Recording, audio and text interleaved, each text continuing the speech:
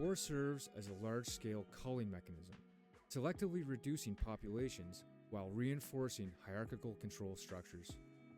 Unlike natural disasters or diseases, which strike indiscriminately, war systematically removes individuals, primarily the young and able-bodied, who might otherwise challenge existing power dynamics.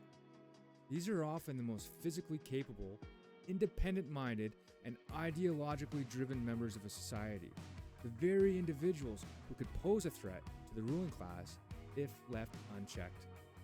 By sending them into battle, governments effectively neutralize potential revolutionaries under the guise of patriotism, duty, or necessity. At the same time, war generates an atmosphere of fear, trauma, and instability that makes populations more compliant and dependent on authority. In the aftermath of conflict, people are more likely to seek security in established power structures, even if those structures were responsible for leading them into war in the first place.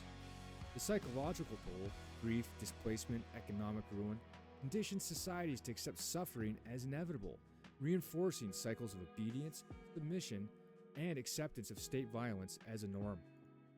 From an economic standpoint, war serves multiple purposes. It clears out excess labor forces, particularly in times of economic stagnation or overpopulation, reducing competition for resources and employment. It resets markets by destroying infrastructure, necessitating massive reconstruction efforts that benefit the industries and financial institutions tied to the war economy.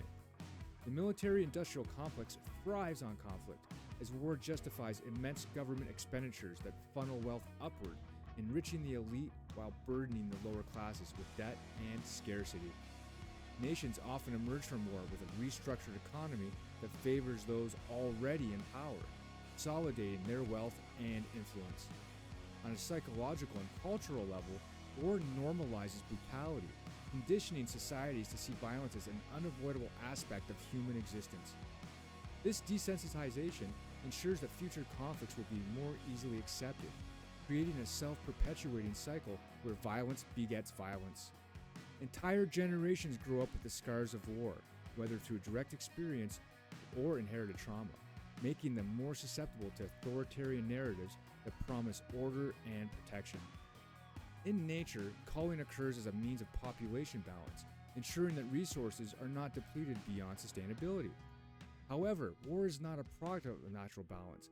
It is a deliberate tool of control, wielded by those in power for profit, dominance, and ideological manipulation. While wars are often justified through appeals to nationalism, ideology, or security, their true function is far more insidious. They reshape societies in ways that benefit the ruling class while disguising its oppression as necessity.